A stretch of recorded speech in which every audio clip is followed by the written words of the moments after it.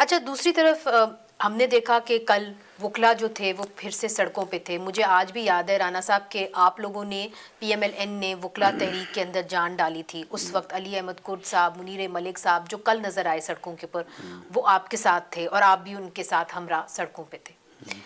अब ये जो आप ट्रांसफ़र ऑफ जजेस का मामला है जिसके अंदर आपने 15वें नंबर पर लाहौर हाई कोर्ट के एक जज साहिबान को आप ले आए इस्लामाबाद हाई कोर्ट में, तो उनमें क्या ऐसी खूबी थी कि आपने पूरी वकला बरादरी को भी नाराज़ किया और आपने सीनियरिटी के प्रिंसिपल को भी पामाल किया?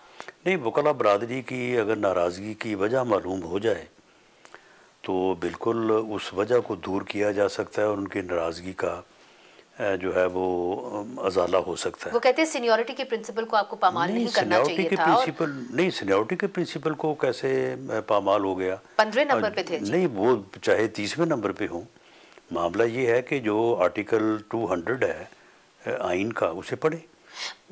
उसमें क्यों ये इख्तियार दिया गया है उस सूबे के चीफ जस्टिस को, चीफ जस्टिस ऑफ पाकिस्तान को, और उस जज को जिस जज ने ट्रांसफ़र होना है, कि अगर वो कंसेंट दे और उसका चीफ जस्टिस जो है उसे एंडोर्स करे, तो चीफ जस्टिस ऑफ पाकिस्तान भी एंडोर्स करे, देन ए जज from one high court to another high court जो है वो ट्रांसफर हो सकता है। वो कहते हैं कि जी उनको फिर से ओथ लेना चाहिए था। नहीं, कहाँ लिखा है? अगर वो ओथ लेते, आर्टिकल 200 पढ़े ना, उसमें लिखा है ओथ लेना चाहिए था। मगर एक और आर्टिकल ट्रांसफर है ना, ये एक और आर्टिकल है 196 मेरा ख्याल है, उसके अंदर ये लिखा हुआ है कि जी आप अगर किसी को तैनाती फिर से करते हैं किसी और अदालत के अंदर, तो फिर उनको ओथ लेना चाहिए ताकि ये क्लियर हो जाए कि नहीं, तो फिर ट्रांसफर ना हुआ वहाँ पे।